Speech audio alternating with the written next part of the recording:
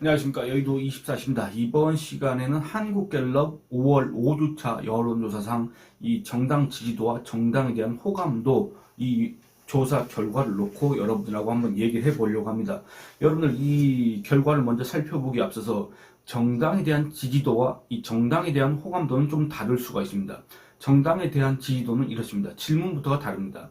귀하는 다음 중 어느 정당을 지지하느냐? 라고 묻습니다. 그럴 경우에 나는 예를 들어서 더불어민주당을 지지한다. 국민의힘을 지지한다. 이런 겁니다. 근데 이 호감도 같은 경우에는 내가 저 당을 지지하진 않지만 그래도 상대적인 호감 여부가 있을 수가 있지 않겠습니까? 그러니까 뭔 말이냐면 이 그 당을 지지하진 않지만 어느 정도 호감을 느낀다. 저기는 완전히 비호감이다. 혐오스럽다. 이런 감정들을 물어보는 거라고 할 수가 있겠습니다. 그래서 이거는 이제 앞서서는 이 전체 응답자를 대상으로 어느 정당을 지지하냐 해가지고 이렇게 분류를 한 거라고 한다면 이 호감도 조사에서는 더불어민주당 이렇게 물었을 때 호감도와 비호감도를 이렇게 물어본다 그 말입니다. 그러니까 모든 정당의 지지층들이 이 더불어민주당에 대해서 어떻게 생각하는지를 살펴볼 수 있다 이런 얘기입니다. 그런데 이 먼저 정당 지지도를 먼저 살펴보고 얘기를 할 필요가 있겠습니다. 이 한국갤럽 5월 5주차 정당 지지도 조사 결과를 보면 국민의힘은 30%가 나왔습니다. 이 전주 5월 4주차 조사 결과에서는 29%를 기록했습니다. 그러니까 전주 대비 1%포인트 오른 겁니다. 그런데 이 해당 조사 결과에 표본 오차 등을 감안하면 이 1%포인트 올랐다고 하는 건 사실상 의미가 없다. 이거는 유의미한 변화가 아니다. 이렇게 얘기할 수밖에 없습니다. 국민의힘은 어쨌든 근데 30%, 그리고 더불어민주당은 29%입니다. 그리고 이 조국 혁신당이 13%에 이릅니다. 그러니까 여러분들 이 더불어민주당과 조국 혁신당이라는 이 두 좌파 정당 이 두 개만 합쳐도 몇 퍼센트입니까? 벌써 42%가 됩니다. 그러니까 국민의힘이 30, 이 두 좌파 정당이 42, 벌써 12%포인트가 뒤지는 겁니다. 그런데 여러분들 여기에 또 어디가 있습니까?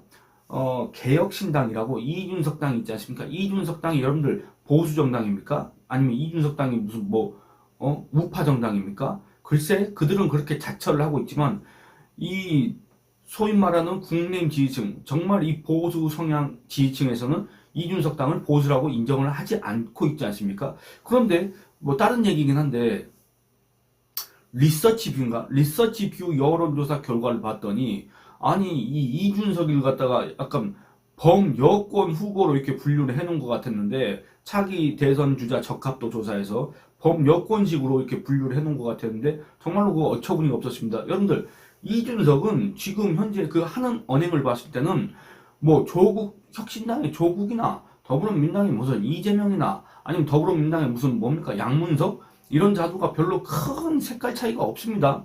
이준석이를 대체 어느 모로 봐서 보수 정치인이라고 할 수 있고 어느 모로 봐서 이 국민의힘의 대안이라고 얘기를 할 수가 있겠습니까? 그러니까 이 개혁신당의 정체성이 불분명하긴 하지만 지금 현재 이 국민의힘과 대척점에 서 있다는 입장에서 봤을 때는 이 개혁신당도 아까 말씀드린 이 좌파 정당에 집어넣어도 별로 무리가 없다. 물론 그 당과 그 지지층은 반발하겠지만 지금 현재 이 정치 구도상으로는 개혁신당을 거기에 포함할 필요가 있다. 그렇다고 한다면 30대 44가 되고 그다음에 여러분들 정의당이라는 당이 아직 남아 있습니다. 원외가 됐긴 했지만 정의당이 이 한국갤럽 5월 5주차 조사 결과에서 2%를 기록했습니다. 그러니까 결국에는 40, 다 합치면 국민의힘 30대, 더불어민주당 29, 조국당 13, 그리고 정의당 2, 개혁신당 2 이렇습니다. 그럼 결국엔 몇 퍼센트입니까? 30대 46%, 16%포인트 차가 난다 그 말입니다. 여러분들 이거 어마어마한 차이입니다. 여러분들 이거는 과거 이 더불어민주당 그리고 자유한국당, 뭐 바른미래당 이런 식으로 있었을 때 더불어민주당과 자유한국당 이 지지도 격차라고 해야 될까? 이런 것들이 거의 뭐 2배 가까이 됐지 않습니까? 거의 지금 약간 이런 구도가 그런 식으로 지금 점점 벌어지는 거 아닌가 이런 생각이 든다 그 말입니다. 그리고 이 정당 지지도를 봤지만 이제 정당 호감도를 보겠습니다. 오늘 제가 얘기하고 싶었던 거는 이 정당에 대한 호감도가 오늘의 주제이기 때문에 그렇습니다. 정당 호감도 일단 이 한국갤럽 이 조사한 거에 대해서 잠깐 읽어보도록 하겠습니다. 한국갤럽은 2018년부터 정기적으로 주요 정당별 호감 여부를 조사한다. 여러 정당 중 현재 지지하거나 지지하지 않더라도 상대적으로 호감이 가는 정당을 하나만 선택하는 방식으로 집계되는 정당 지지도와 달리 정당별 호감 여부는 자당의 핵심 호감층뿐 아니라, 그러니까 자당의 지지층, 자당에 대해서 호감을 느끼는 그 지지층뿐만 아니라 다른 당을 호감을 느끼면서도 이 당에 또 호감을 느끼는 사람들, 대척점에 있는 정당의 비호감층 등 지지자 확장 가능성을 가늠하는데 참고할 만한 자료다. 그러니까 결론적으로는 이 당을 내가 현재는 지지하지 않지만 이 당에 대한 호감도를 갖고 있다. 나 지금 현재 더불어민주당 지지하는데 국민의힘도 하는 걸 보니까 저 당도 호감이 간다. 이런다고 한다면 어떤 계기로 인해서 국민의힘을 지지할 수도 있다. 지금 이런 어떤 잠재적인 지지층으로 분류할 수 있는 사람들이 되는 거 아니겠습니까? 그래서 지지자 확장 가능성을 가늠하는데 참고할 만한 자료라고 한국갤럽이 이렇게 설명을 한 겁니다. 그런데 안타깝게도 국민의힘 지지하시는 분들한테는 상당히 안타깝게도 국민의힘의 호감도는 갈수록 떨어지고 있고 국민의힘의 현재 호감도는 거의 자유한국당 시절로 돌아갔다. 이렇게 얘기를 할 수가 있겠습니다. 일단 이 한국갤럽이 이 호감도 조사 결과와 관련해서 내놓은 그 분석을 잠깐 읽어보도록 하겠습니다. 2024년 5월 28일부터 30일까지 전국 만 18세 이상 유권자 1,001명에게 4개 정당, 여기서 말하는 4개 정당이라는 것은 더불어민주당, 국민의힘, 그리고 조국혁신당, 그리고 개혁신당, 이렇게 4개 정당입니다. 4개 정당별 호감 여부를 물었다. 그 결과 더불어민주당에는 40%가 호감이 간다. 이렇게 얘기를 했습니다. 여러분들 40%가 호감이 간다 했습니다. 더불어민주당 같은 경우에는. 그리고 조국혁신당한테도 36%가 호감이 간다고 얘기를 했습니다. 그런데 여러분들 아까 앞서서는 국민의힘이 이 각 정당별 지지율을 봤을 때는 국민의힘이 그 어떤 당보다도, 물론 이 좌우파 구도 대결 구도에서는 국민의힘이 절대적으로 지금 열세 상태에 있지만, 우파가 열세 상태에 있지만, 이 정당별 지지율만 봤을 때는 국민의힘보다 높은 지지율을 기록한 정당이 없지 않습니까? 더불어민주당이 29, 국민의힘이 30이었기 때문에 호감도 측면에서 봤을 때는 더불어민주당과 국민의힘이 비슷한 그거를 보여야 우리가 그럴 수 있겠구나 이렇게 이해할 수 있는 수준이지 않습니까? 그런데 이 정당 지지율에서는 29%였던 더불어민주당이 국민의힘보다는 1%포인트 낮았던 이 더불어민주당이 호감도가 40%입니다. 그런데 이 더불어민주당보다 호감도가 1%포인트 높았던, 또는 이 13% 정도의 지지율을 기록했던 조국혁신당보다 거의 3배 가까이, 3배는 아닙니다. 2배 반, 2배 반 정도 되는, 2배 반도 아닙니다. 그냥 2배 이상 되는 지지율을 기록한 국민의힘, 조국혁신당 호감도는 36이었는데 이 국민의힘은 27밖에 되지 않습니다. 여러분들 이거를 뭘로 설명해야 됩니까? 그러니까 그만큼 지금 현재 우리나라 유권자들 중에서는 국민의힘한테 호감을 느끼는 사람들이 없다. 상대적으로 상당히 지금 부족하다. 심지어는 아까 말씀드린 것처럼 이 국민의힘 지지율이 얼마였습니까? 30이지 않습니까? 근데 그 지지율보다도 낮게 나온다. 27입니다. 이 호감을 느낀다는 사람이 이 정당 지지율보다도 낮습니다. 이 말은 뭔 말입니까? 내가 우파라서, 내가 보수라서 어쩔 수 없이 국민의힘을 지지하긴 하지만 그렇다고 해서 내가 국민의힘 좋아하는 거 아니다. 이런 사람들이 있다는 얘기입니다.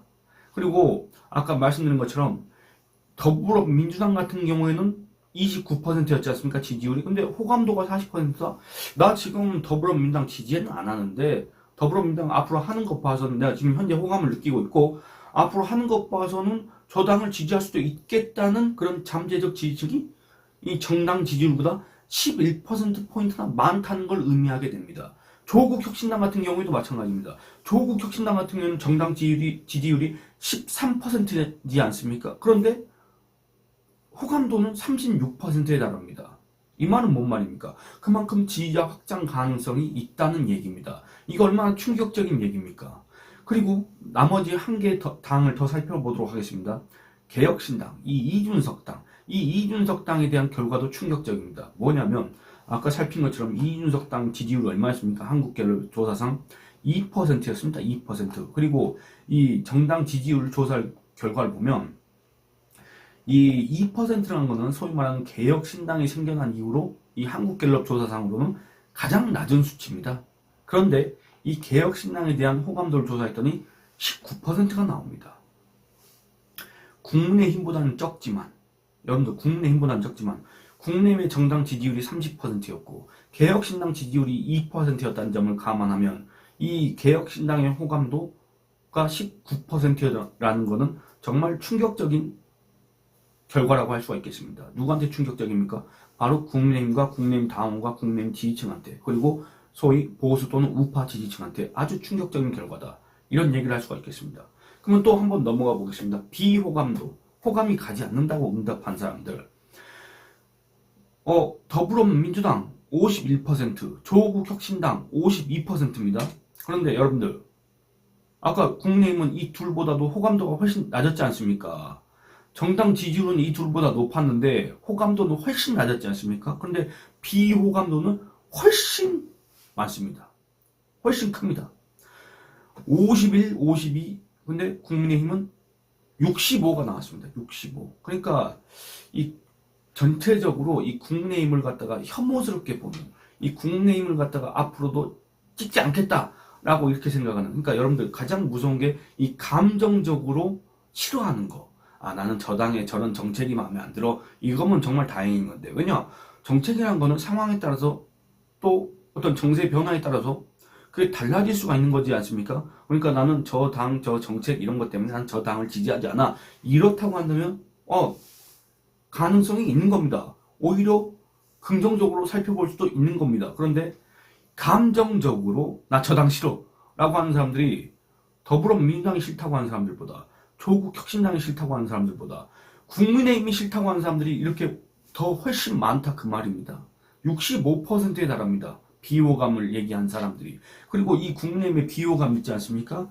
이게 이 한국갤럽이 아까 말씀드린 것처럼 2018년 8월부터 조사를 해갖고 왔는데 지금 현재 국민의힘 비호감도가 호감도 비호감도가 27, 65인데 이 호감도 같은 경우는 아까 제가 말씀드린 것처럼 자유한국당 시절로 돌아갔다. 그 얘기입니다. 딱 그와 같은 수준입니다. 비호감도도 마찬가지입니다. 이 한국갤럽이 제시한 표를 보면은 2019년 7월 정도로 돌아갔다. 여러분들 2019년 7월 정도면 언제입니까? 제 기억에는 이 조국 사태가 일어나기 전 아마 그때인 것 같은데 딱 그 정도 수준의 자유한국당 시절로 돌아가게 됐다. 돌아갈 위기에 처했다. 그 이전으로 이제 돌아간다면 호감도는 점점 빠지고 비호감도는 점점 올라가서 결국에는 호감도는 10%대로 추락하고 비호감도는 거의 80%에 이르는 그런 상황을 맞이할 수도 있다. 여러분들 이거 금방입니다. 여러분들 윤석열 대통령 지지율 빠지는 거 보셨지 않습니까? 정당에 대한 호감도 비호감도도 순식간에 달라질 수가 있습니다. 그리고 지금 현재 이 호감도 비호감도 왜 이런 양상을 보이느냐, 그런 원인을 분석을 해봤더니 그건 너무나도 간단한 거 아니겠습니까? 일단 이 총선 때 졌다. 이 진대에 대한 이런 실망감, 이런 것들이 당연히 있을 수밖에 없고, 그 증거에 대한 원인을 제대로 분석하지 못하는, 여기에 대한 또 분노, 이런 것들이 있을 수밖에 없습니다. 뭡니까? 패인이 뭡니까? 굳이 또 제가 얘기하지 않겠습니다. 그건 여러분들이 누구보다 잘 알고 계시기 때문에 굳이 부언할 필요는 없겠습니다. 그 선거 패인을 갖다가 제대로 분석하지 못하고 엉뚱한 책임론을 제기하고 또 그로 인해서 당내 혼란상이 가중되고 있는 와중에 그 책임론, 그 비논리적인 책임론을 앞세워서 그 어떤 누구의 이 정계 복귀 내지는 이 국민의 힘으로 복귀하는 걸 갖다가 반대하고 그걸 갖다 저지하려고 하고, 그 뒤에 어떤 배경이 있는지 없는지 모르겠지만 어쨌든 그런 것들이 국민의힘 기존의 지지층, 국민의힘 당원들 또는 국민의힘을 지지하지 않지만 그 전에는 호감을 느낀다고 했던 사람들이 그거를 다 알고 있기 때문에 이게 계속 떨어지는 거라고 얘기할 수밖에 없습니다. 결국에는 얘기를 빙빙 돌려서 했는데 이 윤석열 대통령이 총선 이후에도 그런 보인 행보들이 기존의 전통적인 지지층과 한마디로 2022년 대선 때 윤석열을 찍은 사람들을 결집시키지 못했고 오히려 그들을 다 흩어지게 만들었고, 그리고 이 보수 지지층의 거의 절대적인 압도적인 지지를 받고 있는 한동훈이라는 사람을 끌어안지 못했고 오히려 한동훈을 내치려고 하는 그런 행보들을 계속했기 때문에 윤석열 대통령 지지율도 떨어지고, 그리고 그 윤석열 대통령을 옹호하는 또는 옹이하려는 그런 세력들이 당권파 내지는 주류 세력으로 자리 잡고 있는 이 국민의힘에 대한 호감도 자체도 떨어질 수밖에 없는 거 아니냐, 그런 생각이 든다 그 말입니다. 그래서 결국에는 이 윤석열 대통령이 대선에서 이기고 난 직후 2022년 4월 달에 한국갤럽에서 실시한 이 정당 호감도 조사에서는 국민의힘이 가장 높은 수준을 기록한 게 뭐냐면 41% 정도의 호감도를 기록했습니다. 비호감도는 52%였습니다. 그런데 지금 여러분들 그때와 비교해 보시면 41%에서 27%로 떨어졌습니다. 그러니까 결국에는 14%포인트가 하락했고, 비호감도는 52에서 65로 13%포인트가 상승했습니다. 이런 상황입니다. 이걸 어떻게 타개해야 되겠습니까? 방법은 간단합니다. 이 호감도가 떨어진 원인, 그리고 지지율이 떨어진 원인, 여러분들이 다 알고 계시고 아마 대통령실도 잘 알고 있고 국민의힘의 친윤 세력도 잘 알고 있을 겁니다. 근데 그걸 받아들이기가 어려워서 지금 계속 그러고 있을 거라고 저는 생각을 합니다만, 그런 식으로 가다가는 정말로 그나마도 이 국내에 유일하게 남아있는 보수 정당, 우파 정당, 물론 여기에 대한 불만도 많이 있습니다만, 이것마저도 결국에는 자멸하는 단계로 빠지는 거 아닌가, 이런 생각이 든다 그 말입니다. 그래서 지금 현재 이 언론 전당대회를 치러서 새로운 당의 구심점을 마련하고 새로운 당정 관계를 수립하고, 그래서 이 국민들한테, 유권자들한테 새로운 일신하는 국민의힘의 면모를 보여줘야 된다, 이렇게 바라는 분들이 계실 텐데, 그렇다고 한다면 이런 거에 관해서 차기 당권 주자라고 해야 될까, 그런 사람들이 논의를 해야 되지, 뭐 자꾸 이상한 거 가지고 총선 참패 책임론 이런 거 내세우고, 그 다음에 뭐 누구와 가깝냐 어쩌니 저쩌니 이런 것들을 퍼뜨리고, 그러면서 저 사람은 좌파니 저 사람은 우파니 이런 얘기를 하면서 다 쳐내려고 하고, 이런 것들을 갖다가 서로가 다 지양을 해야 된다, 이런 얘기를 하고 싶습니다. 갑자기 그 얘기가 나와서 그러는데, 어떤 분들이 댓글에다 이제 그런 얘기를 또 답니다. 한동훈이 좌파다. 한동훈이 좌파인데 왜 여러분들, 그러니까 한동훈이 좌파냐 우파냐 그런 걸 떠나서, 그러면 그와 같은 논리라고 한다면, 여러분들 윤석열 대통령이 있지 않습니까? 윤석열 대통령은 좌파입니까 우파입니까? 여러분들이 생각했을 때.